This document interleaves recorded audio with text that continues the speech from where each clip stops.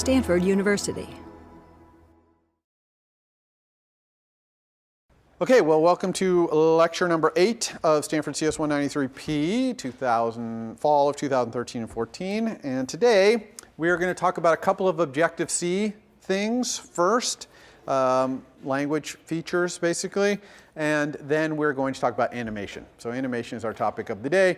I'll be starting a demo at the end, which we'll finish on Wednesday. And I'm going to demo pretty much everything I talk about, including the Objective-C things, and even including some of the things we talked about last week. So it's going to be a very big, comprehensive demo. That's why it runs over into two things. So the first Objective-C thing we're going to talk about is protocols. I hinted at this earlier in the quarter. This is a way that we're going to make ID a little more useful by making it a little safer.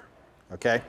And we already have introspection to make ID safer. Well, we have something that's an ID. We know it's a pointer to some object. We don't know what kind of object. We know how to use introspection to ask at runtime, what kind of object are you? What kind of methods do you respond to? That's nice, but it'd be better if in our code we could document in a way that both the reader of our code can understand and also that the compiler can understand what it is we intend, okay, with that ID. What methods we plan to call on that ID. And so that's what protocols do.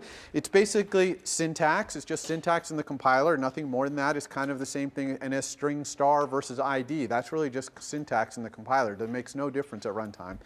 And the fundamental part of the syntax is right here, ID angle bracket protocol obj. So that's declaring a variable of type obj, which is an ID, but it's got this additional little thing, my protocol, which tells the compiler and readers of your code a little bit more. So let's talk about protocols and how this all works.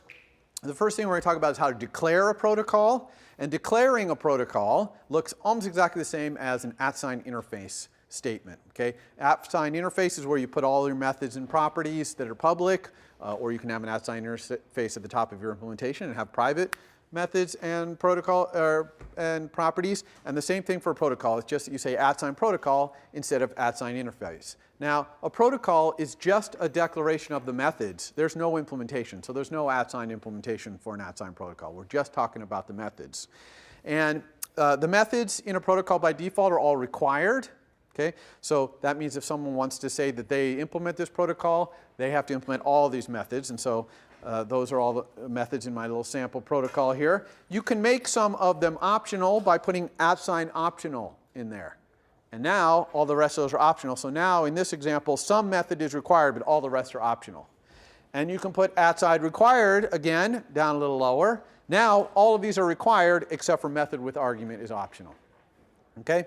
So we're basically defining a little pile of methods, some of which are required and some of which are optional. Okay? That's what a protocol declaration is all about. Now you see how I've added x, y, z, z, y in angle brackets after protocol foo there?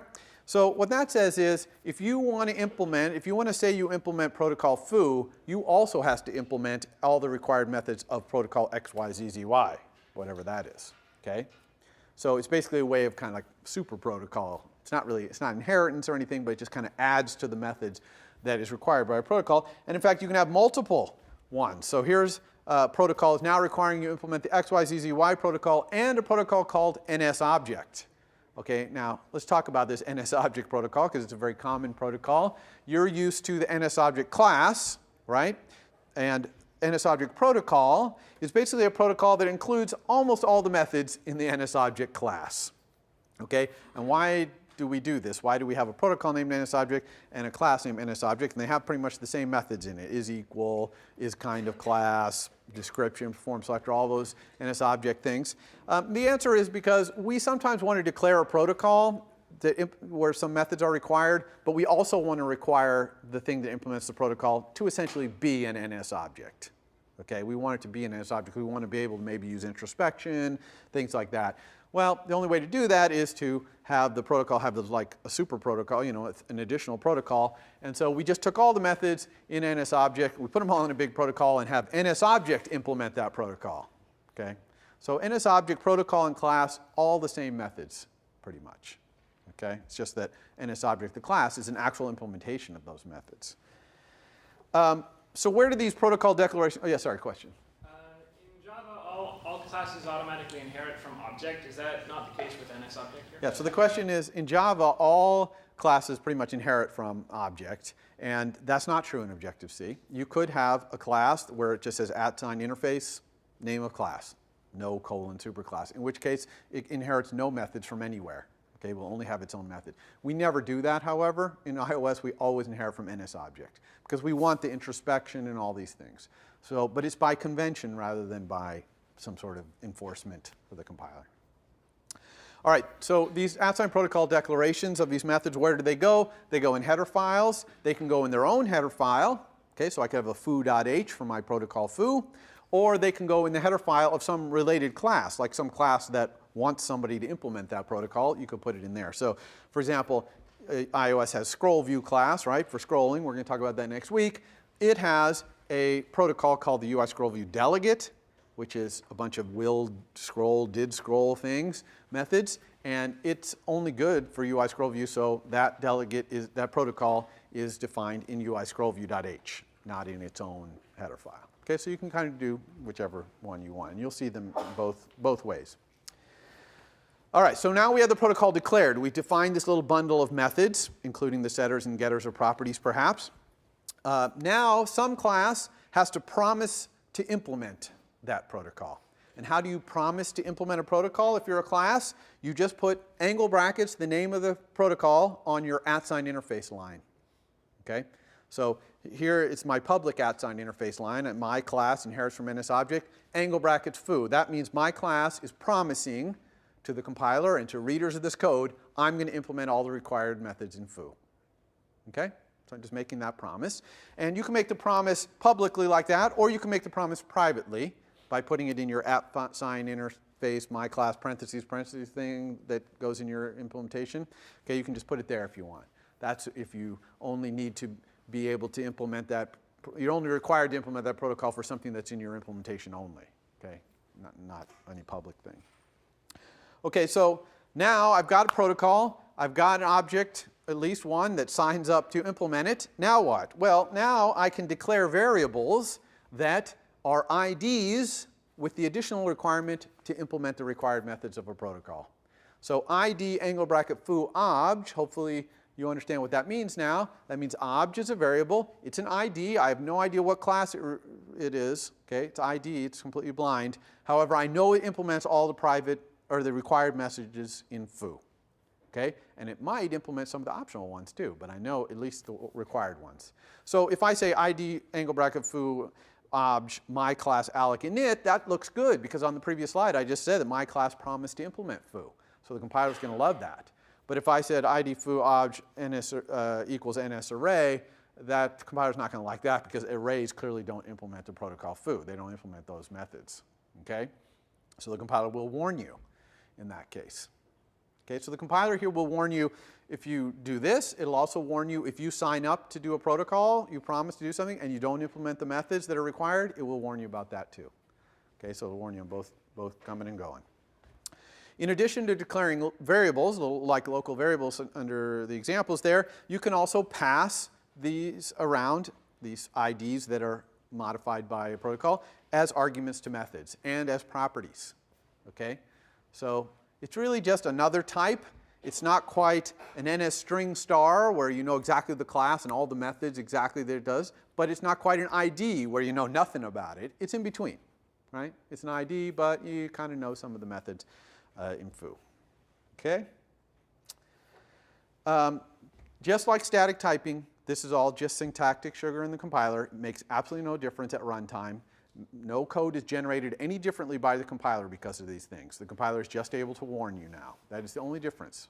Okay, some people have a little difficulty accepting this, but it's true. No code generation is any different by the compiler because of these protocols. Same thing with NS string star versus ID. It's all exactly the same stuff gets generated by the compiler. It's just the compiler can warn you because they know what you intend.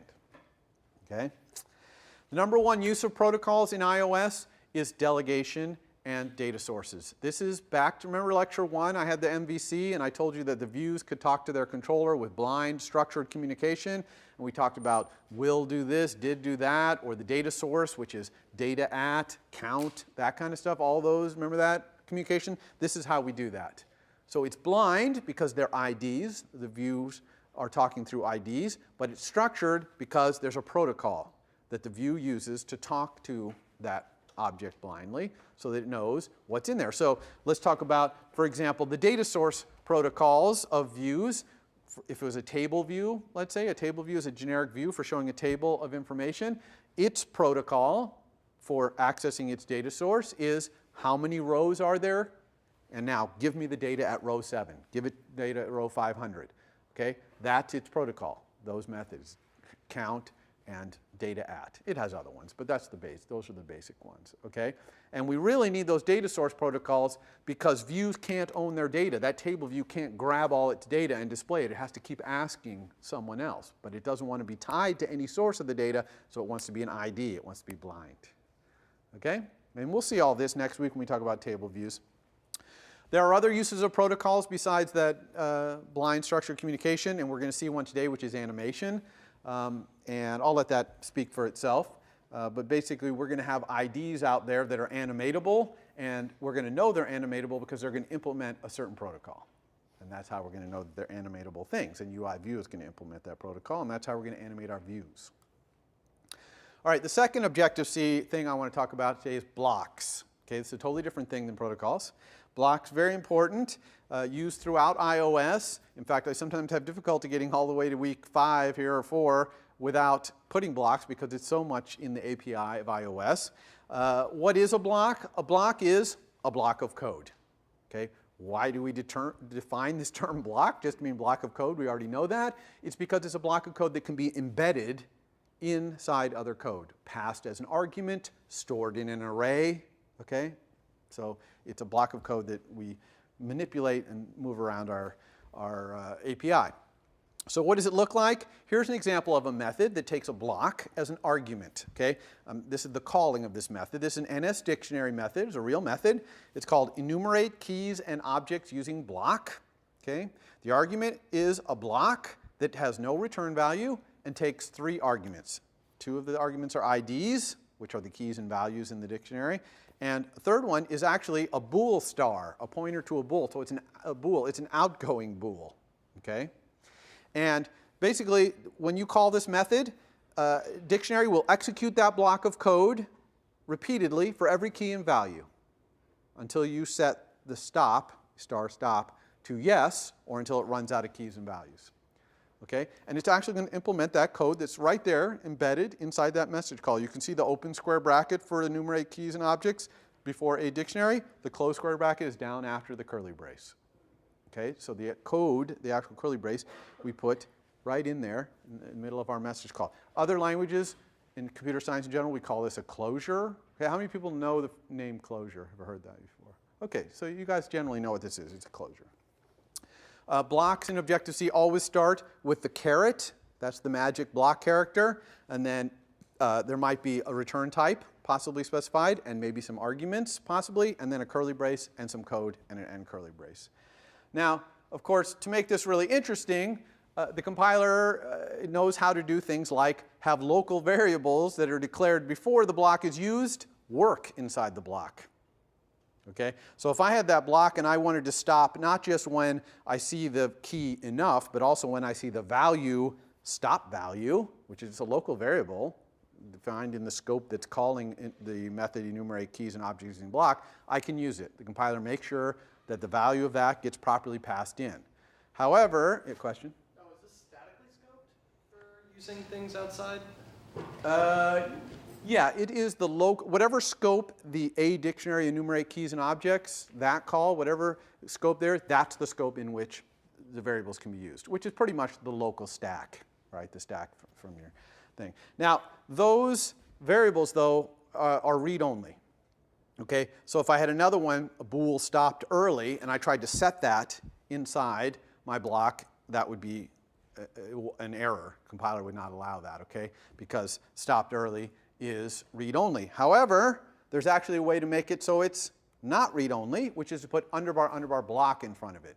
If you put underbar block in front of a local variable, then the compiler will generate code that transfers stopped early off the stack into the heap so that it can be used by the block, and then when the block is finished, it'll copy the information back into the heap and then back onto the stack. Okay, all happens magically. So if you have underbar block, it knows to do that. So that's a little magic you put in there. Now your variables can go both ways. So now stopped early is yes is legal. Okay? This also works if the variable is an instance variable. We don't really access instance variables except for setters and getters, but that's because instance variables, of course, are in the heap, because all objects are stored in the heap.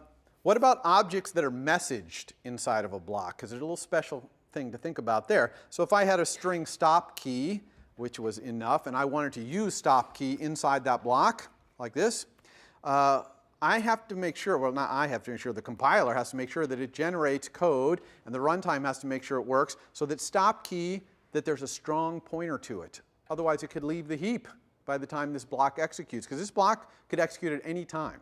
Okay? This block happens to execute immediately when you call this, but it's legal for the dictionary to grab this block and store it somewhere and execute it sometime later that it wants to. Okay? So every time you use it, listen to this carefully, every time you send a message to an object inside a block, a strong pointer is created to that object, and it stays around until the block goes out of scope, until the block no longer exists. Okay? As long as that block exists, a strong pointer to every single object in there, this message will exist. Before I talk about that, I want to talk about some shorthand. If the block has no arguments, like this block, see, no arguments there, you do not need to put the parentheses. Okay? You can just leave those off. And similarly, if the return value of the block, so this block, which is the first time you've seen a block with a return value, it returns a bool. See that bool? If the return value can be inferred from the contents of the block, right? So this case, return obj is kind of class UI class, definitely going to return a bool. You do not need to put the bool there. In other words, if it can be inferred, it'll figure it out for you. Okay? So just syntax, it's just to clean up the syntax, so you don't have to put the bool in there all the time, or whatever. Okay, now let's talk about how blocks sort of act like objects. Blocks are not objects, okay? They're not, but they sort of act like objects only in this really small way, which is they can be stored, okay? And they are reference counted by the automatic reference counter, okay? So storing them means they can be stored in variables, in properties, and in dictionaries and arrays. Okay? So they can be stored just like they're objects, but they don't understand any messages like an object. Actually, they understand one message, which is copy, which is kind of an important message because that copies them in the heap, and if you want to keep a pointer to a block around, you probably want to copy it, okay? So that it doesn't just go off the stack somewhere. So for example, here I am putting a block into an array. So I have a property in my class, myBlocks. It's a mutable array of blocks. And I just say self.myBlocks, add object, colon, a block. Okay? And I know this looks weird, and it is weird because blocks are not objects, but they act like objects for this purpose of storing them in things.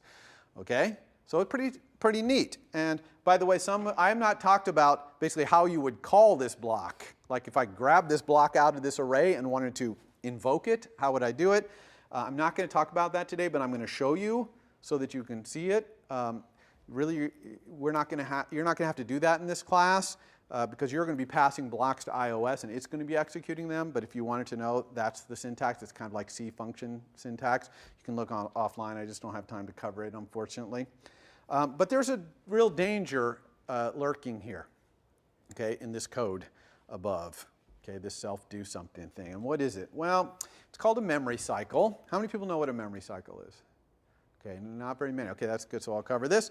A memory cycle, it's caused because all the objects inside that block have a strong pointer to them as long as the block exists. Okay, so for example, in this code, self, a strong pointer will be held by that block to self. You see why? Because the block, as long as it stays around in that array, it needs to be able to call self do something, so it needs to always keep a strong pointer to self as long as the block exists. However, the problem is that self has a strong pointer to the block through its myBlock array, right? Self has a strong pointer to myBlocks, which is an array. The array always hold their things strongly. So now both of them are pointing strongly to each other. The block is pointing to self is pointing to the block. Neither of them can ever leave the heap in that situation because there's always going to be a strong pointer to them, each other's, right? One of them can't leave first and make it so there's no pointer to the other because they are keeping each other in. That's called a memory cycle. Okay? And we have to break these cycles. Hey, this is a serious problem. You definitely want to be able to break these cycles. And here's how we do it. We're going to do it with a local variable. Okay? Now, local variables are all what? They're all strong, right? Local variables are strong. They're strong pointers into the heap, pointer variables, until the method ends, and now the strong pointer goes away, and so now that local variable obviously is not holding something in the heap by being strong. But there is a way to actually create weak local variables with underbar, underbar, weak. Okay? Underbar, underbar, weak before a local variable declaration will make that variable weak. Okay? And remember that weak means it's not keeping the object in the heap. If no one else is pointing to it, it just goes away, and the weak variable gets set to nil. Okay? So I'm going to make a local variable, weak self, which points to self, but it's weak pointer to self. And now I can use that inside this block that I added. I'll send do something to weak self, and now I don't have this cycle anymore, because the block no longer has a strong pointer to self. It has a weak pointer. Okay? So yes, we will do this. You might have to do it in your homework, depending on how you decide to implement it, and I will definitely do it in the demo today, so you can see how this works. Okay? This is really the only place we have these kind of cycles with ARC, with the automatic reference counter. It's not too bad. You just have to know it's there and deal with it. Okay? Okay. So when do we use blocks in iOS? We use them for enumeration. You saw that dictionary enumerate keys and values. We use it a lot for enumeration.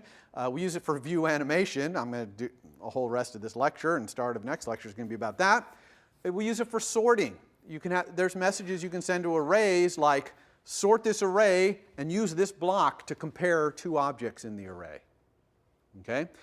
Notifications, right? When a radio station broadcasts, instead of sending a notification message, you can say, just execute this block when some broadcast happens on the radio station. Error handlers, very common. Do this thing, and if an error happens, execute this block and I'll handle it. Okay? Completion handlers, also very common. Do this thing that's going to take a long time, and it's going to be done in a background thread, and when it's done, execute this block to let me know. Okay? Animation does that. In fact, we'll see that in the animation too. Question? So you have like a method defined in your class, and you want to use that function as a block. Is there any easy way to just refer to it, or do you have to like write it as a block? Yeah, so the question is, if I had a method defined in my class or whatever, and I want to use it as the contents of the block, just call self and that method inside the block. And then that will call it. That's a common thing to want to do, actually. A very, very important use of blocks, which we're going to talk about later in the quarter, is multi-threading, okay? Which is getting your application doing multiple things at the same time. Not really at the same time, but seemingly at the same time. And I really encourage you, this is one of the few times I'm going to tell you, go look in the documentation to find out about blocks. Just search for blocks in Xcode documentation. And you can find out things like how to declare a local variable that is a block and things like that, because I haven't really talked about those things. Mostly I've just taught you enough about blocks to be able to call methods that take blocks as arguments. Okay, that's all I've pretty much shown you so far. Okay, so that's it for the Objective-C that I wanted to cover. And now we can get into the fun stuff, which is animation. All right? So that's going to be the rest of today and probably the start of Wednesday, because this demo is really big. And there's lots of different animation that goes on in iOS. I'm going to talk today, and really only in this course for the most part, about animating views. Okay? You know how to create custom views, right? And you could even animate non-custom views, buttons or whatever you want.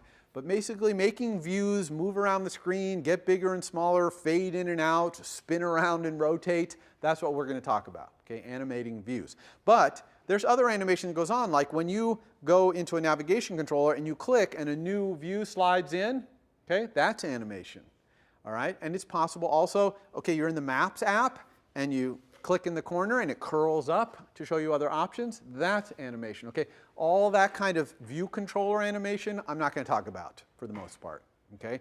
But that's all, there's all support for that as well. There's also a whole other thing in iOS called a collection view, which is a collection of views that kind of live in a grid, sort of, or in a flow kind of layout. And those all can be animated, what's going on in there as well. Okay, but I'm only going to talk about views. Underneath all of that is this framework called Core Animation. Super powerful framework. Okay, I mean, industrial grade animation framework there. But we're going to be doing it all at a much higher level, much easier to program, and kind of easier to. You don't have to know quite so much about the detail of how animation really works. Whereas core animation is really for animation, people who want to really do serious animations. And a lot of iOS applications are games or other things that have a very serious animation going on in there. By the way, in iOS 7, there's a lot of other things for doing animation. For example, SpriteKit is a way to animate sprites, which are essentially 2D graphic elements that are being composited in a way to try and create a 3D looking environment, like a lot of video games are. And we're not even going to touch SpriteKit, I don't think, unless we get to it the last week. So there's a lot of stuff that I can't possibly cover. So let's just talk the basics here of animation. So there's 3 ways to animate views, basically. Okay? The first way is that there are some very special properties in View, namely the view's frame. Remember, that's the rectangle enclosing it.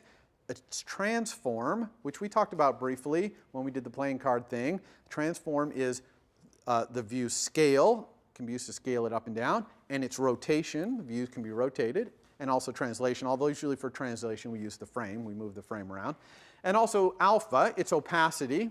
These 3 things can be animated at any time in a view, meaning you set them to a new value, and it'll set it to that new value immediately, but the effect will appear on screen animated over some amount of time. So let's take a look at how this works. It's done with a class method in UI View. Okay, a class method. It's not an instance method in UI View. It's a class method. And the class method basically takes the animation parameters, how long to take and stuff like that, and it takes a block. And inside that block, you can modify these 3 properties. There's actually a few others you can do, but these are the 3 main ones I'm going to talk about here. So it looks like this. It's called animation with duration. And the first argument is how long you want it to take for this thing to appear on screen. Remember that the change you make happens immediately. So if you change the alpha or the frame or the transform, instantly happens as soon as this method is executed. And this method returns immediately at all times. Okay? It does what's in the block immediately. But the appearance of it is going to happen over time, right? It's going to fade in if it's alpha. It's going to move over if it's the frame. It's going to rotate if it's the transform. Okay, that's going to happen over time. Duration says how long to take to do that. Okay?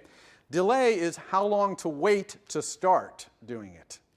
And why would you want to delay? Well, because sometimes you want to chain animations. You want to do one animation first that takes 2 seconds, then you want to do another animation after that. Well, there's 2 ways to chain. One is to delay the second one, using this delay, second argument, or there's a completion block. You see the completion block at the bottom there? You can actually do another animation in that, because that completion block is called when the animation completes. All right? Options, we're going to talk about all the options. There's quite a few options for animating. And then there's the all-important animations argument. That is a block. You can see it takes no arguments and has no return value. In that block is where you change frame, and you can also change center and frame are related, and transform and alpha. Okay? So here's an example of calling it. Right? So I'm saying UI View class method, animate with duration. This animation can take 3 seconds. And what I'm going to do is whatever state my view is in, I'm going to make it fade out and disappear. Okay? So you see in the animation block, myView.alpha equals 0. That means fully transparent. Okay? So that is whatever it's at now. Okay? It could be anything. It's going to go from whatever it's at now to 0 in 3 seconds on screen. Okay? But in the code, this happens immediately. Immediately, the view has gone to alpha of 0. It's just that on screen, it's not showing what's currently the state. It's showing this animation. Okay? And notice the completion handler there. Okay? The argument to the completion handler's block is a bool that says whether the animation finished. Why wouldn't this animation finish? Well, some other animation might start animating alpha, or someone might just set alpha. So if anyone interferes with alpha, then the completion handler will get called. This animation will get interrupted. The completion handler will get called, but the bool there will be no. But if nothing interrupts it and the alpha goes all the way to 0, then this completion handler will be called and the argument will be yes. Yes, it completed. And if that happens, I'm then going to remove my view from the view hierarchy. So what this single line of code does is fades out my view, and if it successfully fades it out, removes it from the view hierarchy. Question? If you, in the next line, did kind of the same thing except change the alpha to something else, and you had the delay equal to 3 seconds, it seems like it's right on the edge there. Maybe it happens after this one finishes, or maybe it happens before. Is there... Yeah, so the question is, what if I have another animation that I execute on the very next line?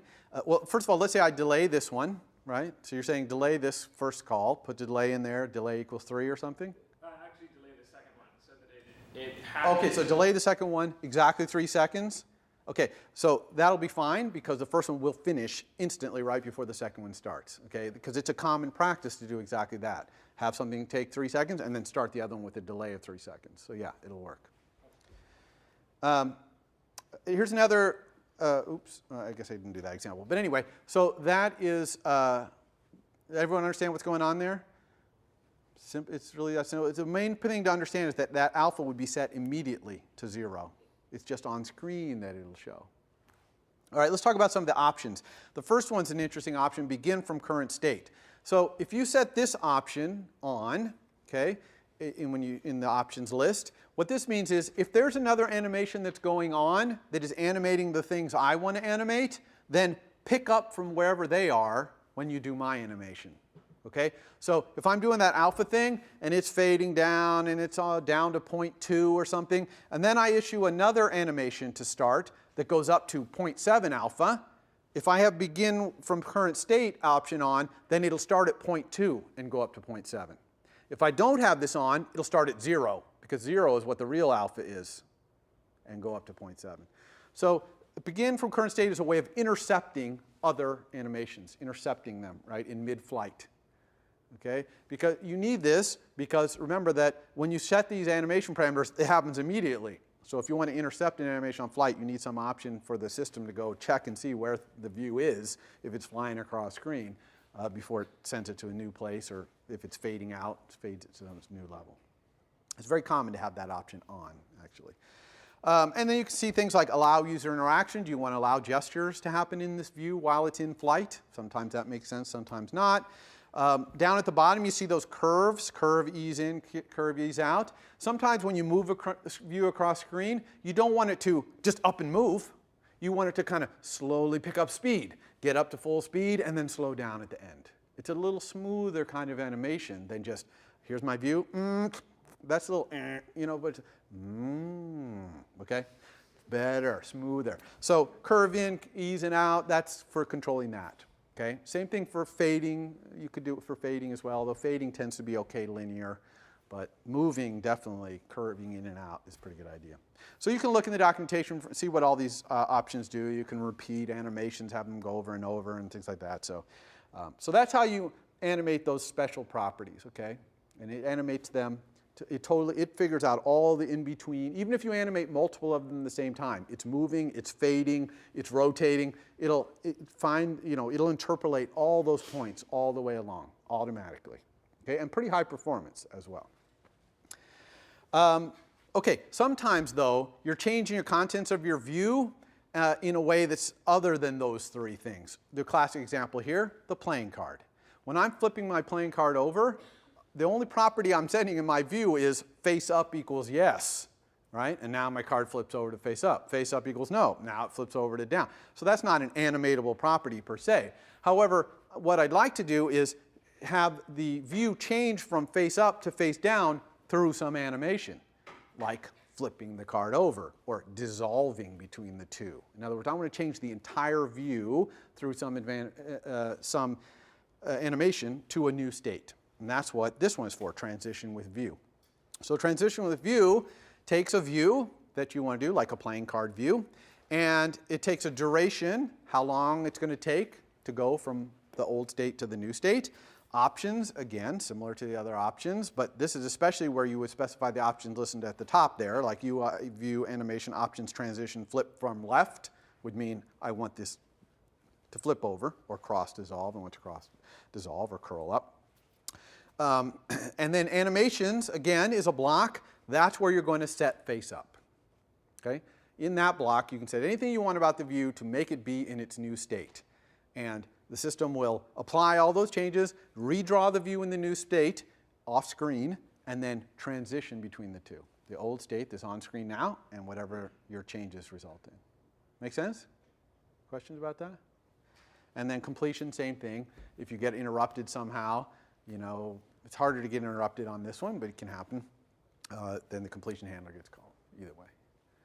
Okay?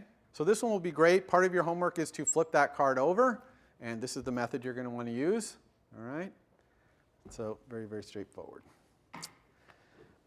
If you're changing the view hierarchy, like you're swapping a view out, okay, you got a view in the view hierarchy and you're swapping a new one in, or if you want to hide a view in favor of another view, you can use this transition from view to view.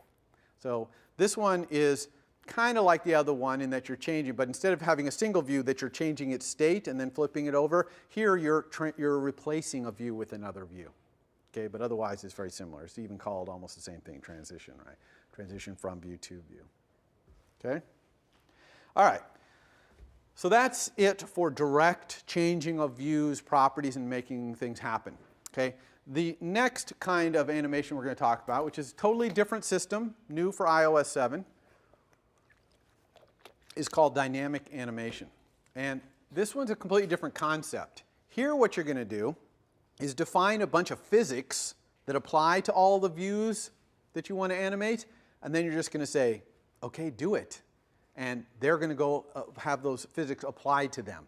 So what kind of physics are we talking about here? We're talking about gravity, collisions, forces applied to them, things like that. Okay? And they're just going to keep on animating until the forces all balance out. Okay? And we'll see what that looks like.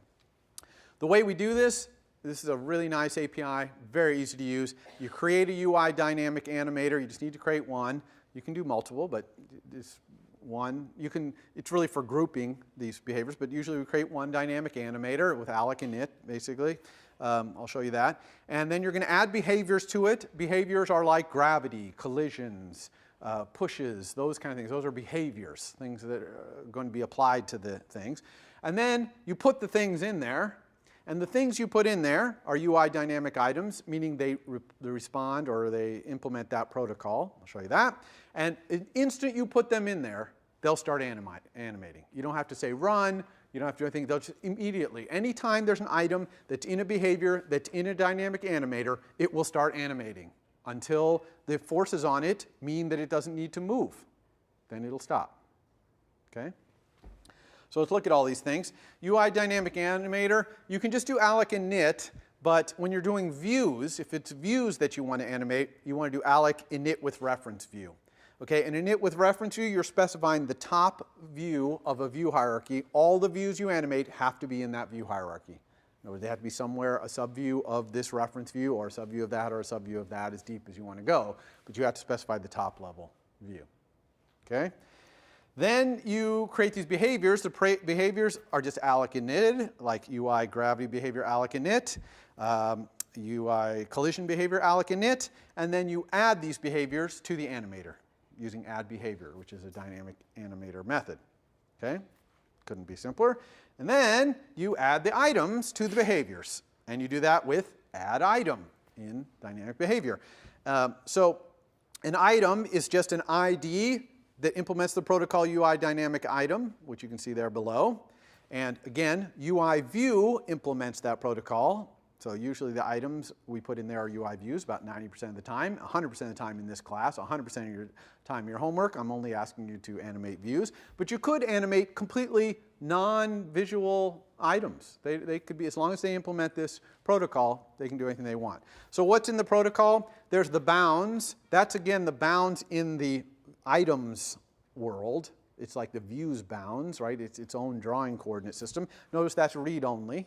Okay? It could be modified by the transform, centering, moving the thing around, possibly, mostly the transform. So the bounds, though, is just the drawing area for the item. But the center, in other words, the position of the item, and its transform, its rotation and scale, those are read-write. Those can actually be set. They're obviously set by the animator. That's what the dynamic animator does, is go figure out what the center and rotation and scale should be. And you can set them too, but if you do set them while the animator is also setting them, you have to call this method update item using current state in the animator, or otherwise the animator will ignore anything that's going on, okay? So if you want to be setting the center, if you want to be moving the thing while the animator is also trying to move it, in other words, you want to fight it a little bit, or if it's moving it and you want to rotate it, you need to do this update item using current state. Otherwise, it'll assume, for performance reasons, that it knows the current state until it's done animating, until everything settles. Okay? So that's it. Animator, behaviors, and items. That's all there is in this system. So now let's talk about some of these behaviors, the concrete behaviors that are available. There's gravity. Okay, gravity behavior by default, gravity is down. So if I'm holding my phone, it's down, which kind of makes sense. If I hold my phone up, I kind of want things to go down. But really, it can be set to any angle. You can have the gravity up or to the left. You can have multiple gravity pulling on things from different directions. In fact, if you had two things pulling, one from the top, one from the bottom, the thing would just float in the middle if they had the same magnitude of gravity. And you can set the gravity. A magnitude of 1 means 1,000 points per second squared. That's the acceleration due to gravity. Okay? That feels a lot like 9.8 meters per second squared, which is acceleration due to real gravity. So in other words, if you hold your phone up and let the gravity work, it kind of feels like it's falling about the same speed something in real life would happen. And it's also a very nice round number, 1,000 points per second squared. Okay? But everyone understand, it's just like gravity. It's an acceleration in a certain direction. Collision is really cool. Collision just means the items inside of the collision behavior, if they bump into each other, they'll bounce off each other, like a real-world collision. And you can specify the elasticity and how bouncy they are, and that even you can define the density of one versus another. So a really dense one will smash another one out of the way, all definable. You can also set boundaries. So any UI Bezier path that you want to come up with, you can put it in your collision behavior and things will bounce off it. So it could be round, it could be square, whatever, and things will bounce off it when they hit it. Also, you can set the boundaries of the reference view to be bouncy boundaries as well by saying translate reference bounds into boundary equals yes, and then things will bounce off the edges of the reference view, the top level view in the dynamic animator. Okay? So the collision mode determines whether the items bounce off each other or just off the boundaries. Okay? All right. Attachment behaviors. Okay, this is a way to attach an item to a fixed point or to another item. Now, one thing to remember about this, if I hook an item up to a point, that does not mean that item's not going to move. Okay? If I hook it up to this point and I have an item here, right, and gravity happens, my item's going to go like this. It's going to swing, okay? Because the attachment is just attaching the two things, the point and the item. It's not attaching it to the background, okay? And also, if I move the point, the thing will stay with it, and it'll kind of swing around behind it. And we'll see this in the demo, okay? So attachment is attaching the thing to a point. You can also attach two items. If I attach two items like this, and I have gravity down, they're going to go bam. They'll stay the same distance apart, but they're just going to go straight down because gravity will still be applying to them as well, right? And the connection just keeps them together. The attachment behavior is a little different than the other ones in that you don't alloc init. You actually specify the attachment at init time. So alloc init with item, alloc init with other item. There's also some versions where you can attach items where the attachment point, instead of being the center, is offset. And that will make things kind of hang. If the items rotate, they'll kind of tilt, okay, because you're not grabbing them in the middle, you're grabbing them on the side. So you can make some pretty cool effects. The other thing to notice about attachments that's cool is that the length between the two items is writable. So, for example, let's say you were pinching, okay? You could change the length, and those two attached items would move closer together, okay? So even though you set it up as this item attached to this point, or these items attached to each other, if you change the length to be smaller, they'll move towards each other. Okay, which is cool. And same thing with the anchor point. If you move the anchor point around, the attachment will still there, and the thing will follow around, right? with other behaviors applying to it. Question? Is that attachment length? Is that an exact value, like it would be with like when they're attached? Is it like an iron bar, you mean? Yeah, like iron bar or string. Okay, so the question is it like an iron bar or is it more like a string? And actually what it is, it's like a spring. Okay, so it actually, as you move it around, like if I move it up, it'll spring up. And you can control the damping and oscillation of that. By default, it's an iron bar. Okay, so the damping and oscillation are set so that it does not oscillate. But you can set it so that as you follow around, it kind of, it's really very cool. So you can play with all those when you are doing your homework. Snap behavior snaps an item to a location, but it does more than just have it fly there. It does fly there rather rapidly, I might add. When it gets there, though, you can imagine that there's 4 springs attached to the item in the corners a little ways out. And so the thing gets there and it goes, kind of springs like this. And you can specify how much it does that. Why does it do that? That's because you want to give feedback to the user, oh, I just moved this. And so you don't want it to just go, blip. You want it to go, you know, and it kind of gives them just a moment's springiness. So, oh, okay, so that's good in animation. So snap behavior, very common. Also, you have push behavior, which is you can push an object and it'll start moving. So especially if you don't have gravity, this might be what causes things to move. You push it and it moves across. And these items have friction. They have density when they collide with each other. So push, you can read about push and how you specify the angle and the magnitude and all that. Okay? So, another thing about behaviors is you want to be able to set this friction, elasticity, the density, all these things I was talking about. You want to set them on the items independent of the other behaviors. Okay? So, if I have friction, I want it to apply whether it's gravity that's causing the thing to move or whether a collision caused it to move. So we don't put the friction and the density and stuff like that in collision behaviors or gravity behaviors. We put it in its own behavior called the items behavior. So there's a class, a behavior called UI dynamic item behavior. Okay? And so if you want any of these things, like you don't want to allow it to rotate, you don't want the view to be able to rotate, which I don't know, for your homework, sometimes you might want that, sometimes not, or you want to specify the friction or the bounciness of this object, you create a UI dynamic item behavior and add the items to that as well. So the item would be a member of the gravity behavior, it might be a member of the collision behavior, and it's also a member of a UI dynamic item behavior. Okay? And this controls all its options. So you can think of this as kind of like the animation options, but really it's more like the behavior of the intrinsic behavior of that item. Okay? What is its density? You want that to be the same no matter what behavior is acting on it.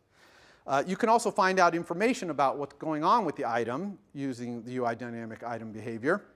It has methods like linear velocity for item. It'll tell you the velocity of this item in different directions, which is really cool for if you want to take over animation. The dynamic animation system started this thing moving, and now you want to take over and keep it moving, maybe in some other direction or something like that. You can find out how fast is it moving right now and then continue having it move at that speed. Same thing with angular velocity, how fast it's rotating in radians per second. Okay? Dynamic behaviors also, UI dynamic behavior is the base class for gravity behavior, collision behavior, all these. You can also create your own subclass, and usually when you do, your implementation just adds other behaviors as child behaviors. So there's a method in UI dynamic behavior called add child behavior, and you can add a gravity, collision, UI dynamic item behavior as sub-behaviors. And this is very common to do just to clean up your API, to group behaviors that go together into their own class, okay? Their own UI dynamic behavior subclass. And all that thing usually has is child behaviors and then maybe a little bit of API to add the items in a certain way or have them interrelate in some other way, okay? What is more, all behaviors, all UI dynamic behaviors, gravities, collision, your own custom ones, whatever, they know what dynamic animator they are in. They have a property called dynamic animator, which is say what dynamic animator they're in. And there's kind of a view controller lifecycle thing of UI dynamic behaviors, which is only has one method in it, will move to animator. So that gets called every time it gets moved to an animator or out of an animator. This will be called with nil. Okay? So that way you can find out whether your behavior is currently being animated or not, and by which animator. Okay? And the last thing I'm going to tell you about behavior is really cool property is a block called action. This block returns nothing and takes no arguments, so it's a basic block. This block you provide, you just say my whatever behavior, gravity behavior, collision behavior, whatever, dot action equals a block. It will execute that block every time this behavior causes animation change. Okay? So this is called a lot. As gravity pulls the thing down, every time it moves, even a pixel, this thing gets called. Okay? If a collision happens and it moves off, that causes it to move, this will get called. Okay? So this is a way to get in there and get involved. Now, you have a responsibility when you get in there. Don't do anything really expensive in action, or your animation will get all jerky. Okay? You do not want to do something expensive like draw too much, but you can draw a little bit. And we'll show in the demo on Wednesday, we get to the part where I'll set an action that draws a little bit so that we can see things a little better. And you can see that it's really nice to be able to set this. Okay? So this is this simple little hook to get involved with the animation that these behaviors are causing to happen. Okay? All right, so let's do this demo. All that what to look for, you can look on later. Just make sure that you actually saw this. This demo is called Drop It. I'm basically going to drop views, squares, down, and they're going to collect at the bottom. And when a whole row collects, I'm going to blow them up. Kind of like Tetris. You know, Tetris, you put the blocks in and they fit, and when you get a row, boom, the row disappears. We're going to do that. Okay? We're not going to use Tetris squares and stuff like that. This is a demo. I only have 45 minutes to do, but we'll do blocks instead.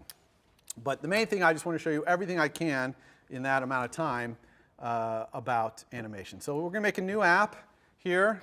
Let's get rid of that. Don't need that. We're going to create a new project. I'm going to call this project. I'm going to go quite fast now through most of this stuff that you already know how to do. So I'm going to do drop it. I'm going to call the view controller also drop it. Okay, we'll put it in home directory developer.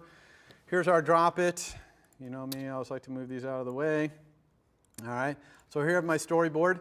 I'm going to use a generic UI view to contain my game, okay, my little dropping game. I could do all this dropping in self.view here, but that's usually a bad idea, because what if I ever want to add a score or another button or something like that? I want my game to then be in a little smaller space, and you're going to want to do that for your homework as well. So I'm just going to drag out a generic UI view.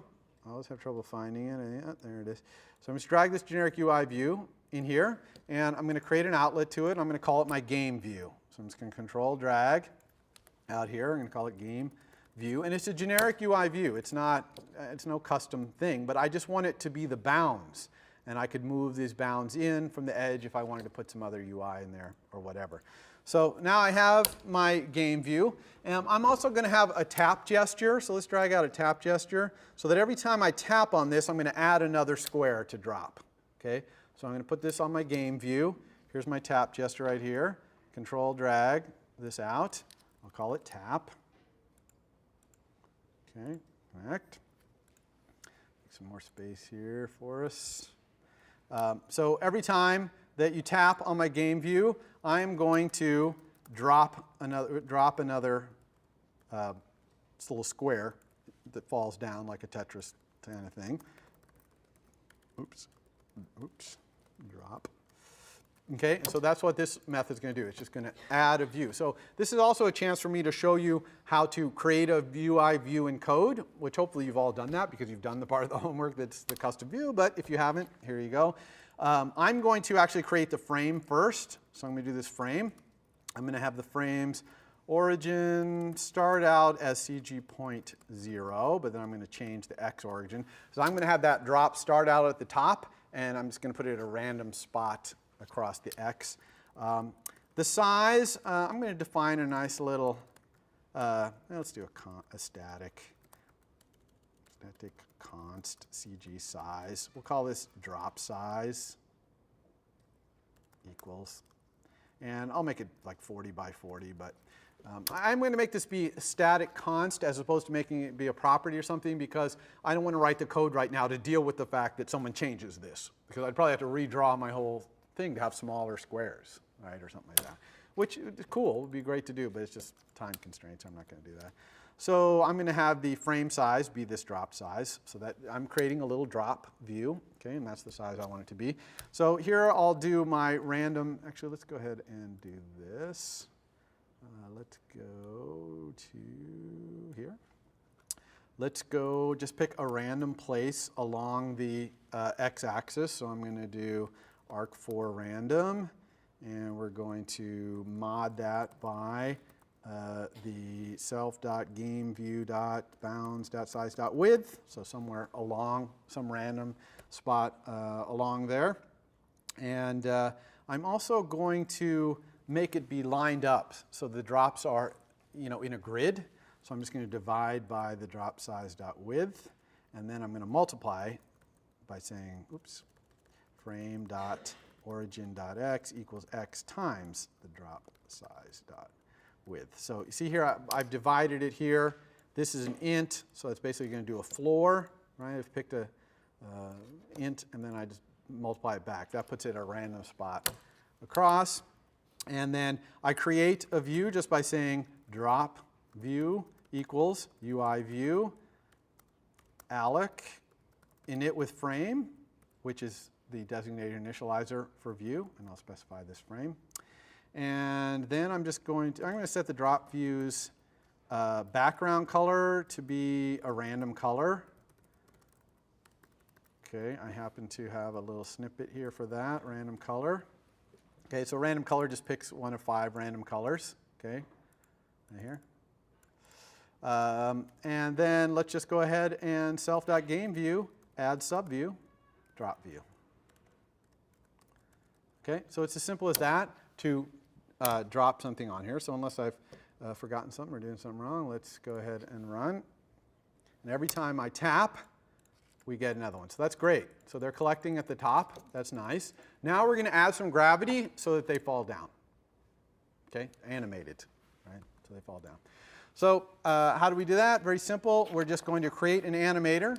Let's go have a property which is strong non-atomic, which is a UI dynamic animator. And I'm also going to have a property which is strong non-atomic, which is a gravity behavior. I'll call it gravity. I'm keeping these names short kind of for a reason, but you might want to call it gravity behavior. I'm going to go ahead and do some lazy instantiation here. So let's get our dynamic animator. If not animator, then I want to create one. Otherwise, I'm going to return it. Okay, so as I said, when we create the animator, it's just UI dynamic animator alloc init with reference view. And the reference view is just our game view, right? That view that I dragged out, that generic view. It's perfectly fine for that reference view to be a generic view. And then the gravity one, similar kind of deal. If the gravity is not set, then we'll create it, and we'll return it. And creating a gravity thing is very simple. We just say on gravity equals UI gravity behavior alloc init. Okay, I'm going to do one other thing here too, is I'm going to say self.animator add behavior. Okay, so anytime someone asks me for the gravity thing, I'm going to add it to my animator. But this is only going to happen once, right, because it's my lazy instantiator. So that's good. That's exactly what I want. I could also in here set things like the gravity's magnitude, right? So I could say, light gravity instead of 1.0, a little lighter or whatever. Okay? So now I have an animator. I have a gravity behavior. All I need to do now is add this drop view, okay, that I created to that. So I'm just going to say self.gravity add item, my drop view. Okay? So now that the instant I do that, it's going to start animating. So let's take a look at that. So you can see as I click, they immediately start animating. Okay? And, sorry. And, but they're falling off the bottom. Okay? So that's not so good. I want them to stop at the bottom. So to do that, I just need a collision behavior. Very easy. Just go up here. Property, strong, non-atomic, UI collision behavior, collider, I'm going to call it. and my collider, if my collider's not set, oops, then I'll set it. Turn the collider. I really should have a snippet for that kind of thing. I think Johan showed that in this Friday section. So that equals UI collision behavior, alloc init. And here I'm also going to set the bounds, oops, to yes. So I'm going to have this collider use the bounds of the reference view as its bounds. Okay, so it's a one-line thing to get that in there. But I could make, you know, a nice UI Bezier path, you know, like down on the bottom, whatever I wanted. But then it suits my purposes here just to use the whole translation thing. And I'm going to do the same thing here, self.animator, add behavior, this collider, okay, so that it gets added to the animator. So again, I need to add any items that I want to be affected by the collider to the collider. And now it's going to, as soon as I do that, if something hit it, it would start colliding. All right, so let's take a look at that. Okay, so hopefully they drop. They bomb. Notice they have a little bounce to them, a little bounce in their step. Okay. Now notice that they tilt a little. Okay, why does that happen? Well, on the way down, okay, the two, they landed, one was bouncing and the next one hit it, and there was a little bit of real world bounce to it. Now, probably if we're building a Tetris game, we don't want them to rotate and get off center like that. So we would have to, A, not allow rotation probably, and B, we might want to grid them up. And I don't think we're going to get that in the demo, but maybe on Wednesday after we get to that, I'll post how you would actually do that. Okay, and all we're going to do is when they collide, we're going to have them line themselves up. Okay, so we'll do that later on Wednesday. Okay, notice that I have these two very related behaviors, gravity and collider. They really go together. Okay, so this is where I might want to create a custom UI behavior. So let's do that real quick. So I'm just going to go File, New File, okay, New Class, and this class is going to be a UI dynamic behavior, and I'm going to call it the drop it behavior. Okay, and that is going to be a new behavior I'm creating that's going to have the gravity and the collider and eventually some more things as child behaviors. Okay, so let's just hit next. It's where it wants to put it. This is all good. Here it is. Okay, here's my drop it behavior. And all I'm going to do in this drop it behavior is I'm going to define a couple of methods here. Add item, which allows you to add a UI dynamic item. Notice that I'm using this protocol syntax. And then I'm also going to let you remove an item.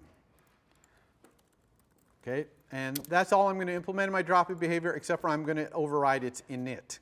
Okay, so what am I going to do in its init? So instance type init. I'm going to do self equals super init. So that's UI dynamic behaviors init. Oops. All right, and then return self. And then in between here, all I'm going to do is add child behaviors for the gravity and the collider, which I'm actually going to copy and paste to save ourselves a lot of time. Here's a nice little lazy instantiation of these. And let's go grab the, oops, let's grab the outlets for these. Grab those.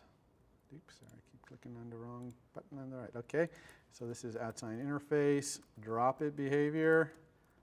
Oops, paste, hello, paste. End, okay, so we got those, that's good. These lines, we're not going to add it to the animator because we're going to add this whole behavior to the animator, so we can get rid of those. And in add item, which we'll put right here, actually let's go ahead and copy and paste these two things that we want. Add item and remove item. Okay, all I need to do here is add them to each of my sub-behaviors. So I'll do add item to my gravity and add item to my collider. And I'll do the same thing for remove. Okay, except for we want this to be remove. Okay, so this is a common pattern here. You create basically a dynamic behavior that it has child behaviors, and in the add item, you might also have add items, you might have init with items, whatever. And then here we're going to add child behaviors, the gravity, and the collider. Okay? So we've created a new class here. It's a subclass of UI dynamic behavior. We can add items to it, just like we added items to our gravity and our collider. And its implementation is merely to have these little sub behaviors. Okay, very, very simple. And when we go back to our controller here, we need to, instead of having the individual ones, now we're just going to have a drop it, # import, drop it behavior. We're just going to have a drop it behavior. Okay, we'll put a little lazy instantiation for this one too.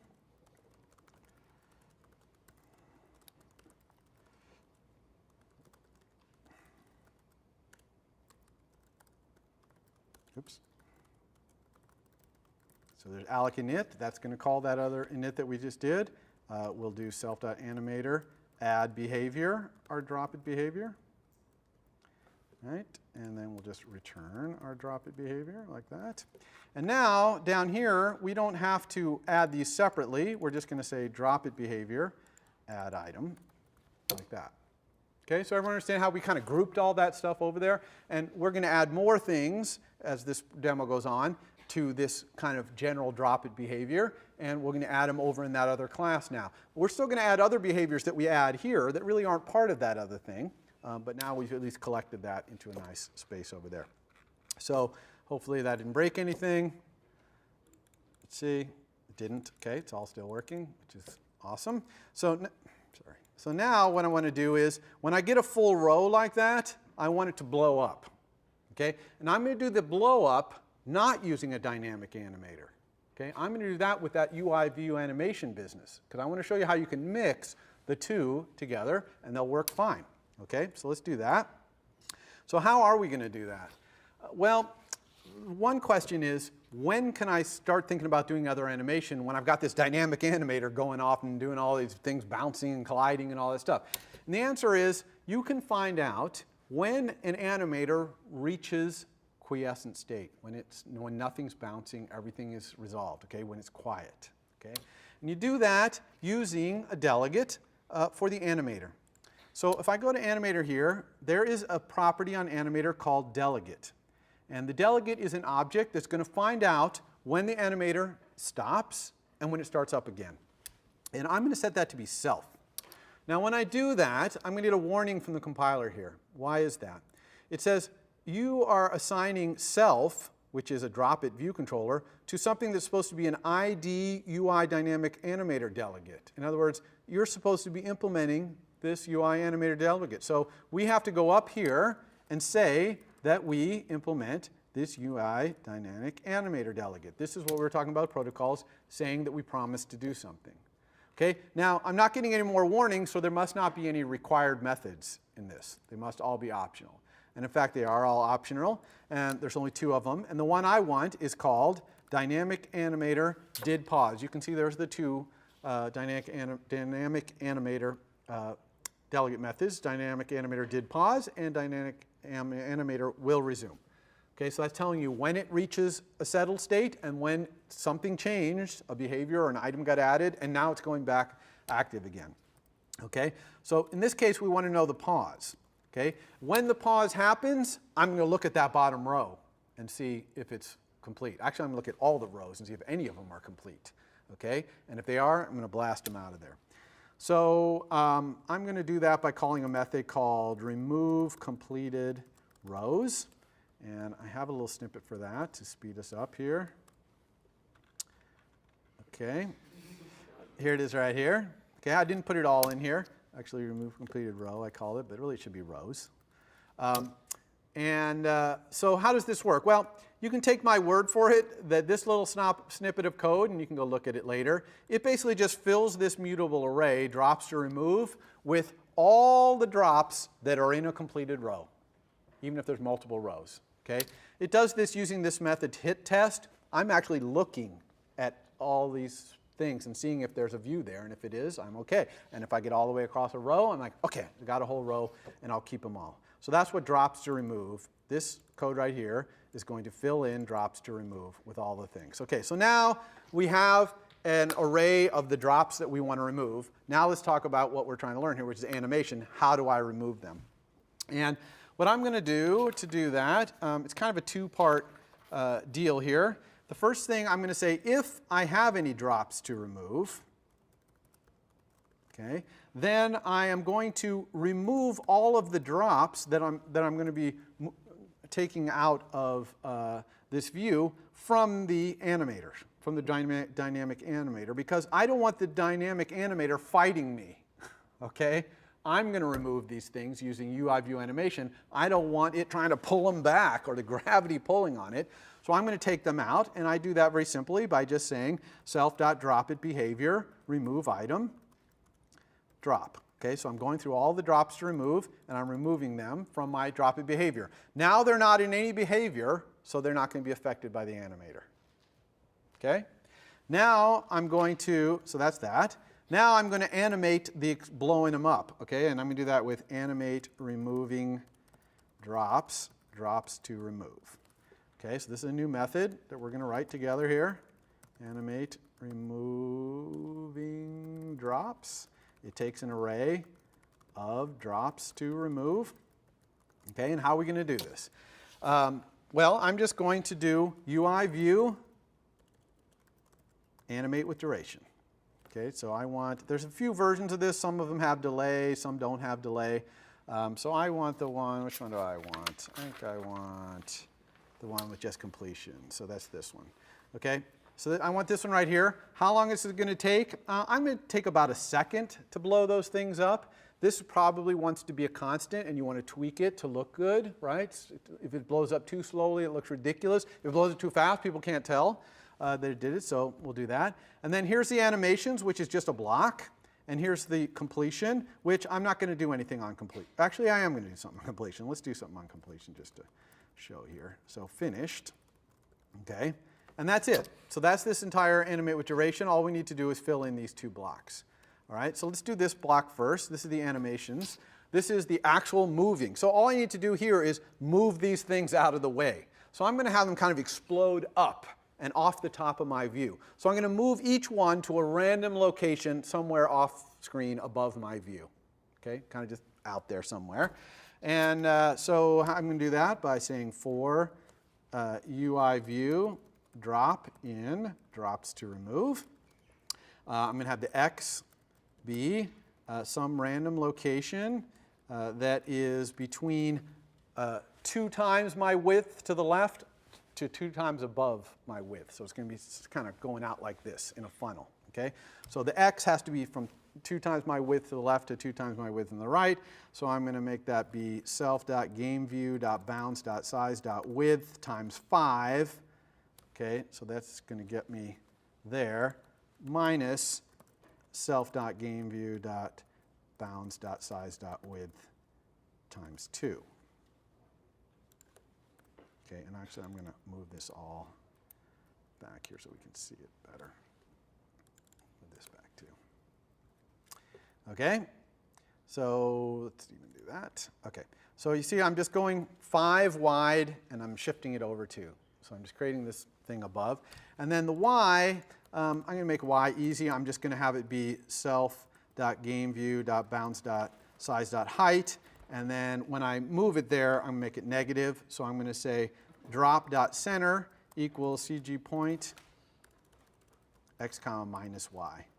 All right. So inside this duration block, if I change the center, it's one of the magic things, this will get animated. Okay, center and frame and alpha and transform, those are all the magic things that automatically will animate. And what did I type wrong here? Drop. Oh, CG point make, yeah. Make. Good job. Okay, so that's it. So now they're all going to blow up. What am I going to do in completion? Well, after they blow up, if they successfully blow up, I'm going to remove them all from the super view. right? Because I don't want them anymore. I just blew them up. They're gone. So what's a cool way to do that? Watch this. Let's go drops to remove, make objects perform selector, @sign selector, remove from super view. Okay, I told you that methods like this would come in familiar, it would come in handy, and they are. It's better than having to do for, in, all that stuff. Boom, just do this. It's going to send remove from super view to all of them. Okay? Make sense? All right, let's see if this works. All right, so let's add some of these guys until we get a whole row. Oh, almost there, almost there. Oh, come on. There it is. Okay, now, two things there. Notice that we got the animation of the thing happening, but what happened to all the other blocks? They moved down because they're all still under the influence of the animator. Gravity is still pulling on them. The collider is still working. So if I put a whole bunch of things in here, okay, and also, okay, they're kind of tilting. Watch this again. Oh, let me see. Yeah, I did. I did get unlucky with the hit test there. Here, let me show you a different way. The hit test is kind of a questionable way to do that, by the way. But here, let's show you. I'll just show you this, doing this again. Also, I should make it so that they're not tilting like that. We'll do that next time. But wow, I'm getting unlucky. There we go. Okay. Hello. Knock, knock, knock. Okay, well, I don't know why that's not working now, but anyway, you got to see it working, and time's up. But we'll look at that. We'll look at that later and try and find out what our problem was. But anyway, the main thing there, notice we did the flyaway, but we also had the animator still working on the other things. And that's important to know that the two things can interact like that. If you move things out of the way, the animator is going to go back to life and start pulling down on things, okay? So next time we'll continue to do the animation. We'll make it so that it's not so rickety, okay, so that we don't have this problem where the bottom low doesn't line up. And we'll also do an attachment where we attach to something and have it swing from an attachment with a little attachment behavior. All right, we'll see you next time. For more, please visit us at stanford.edu.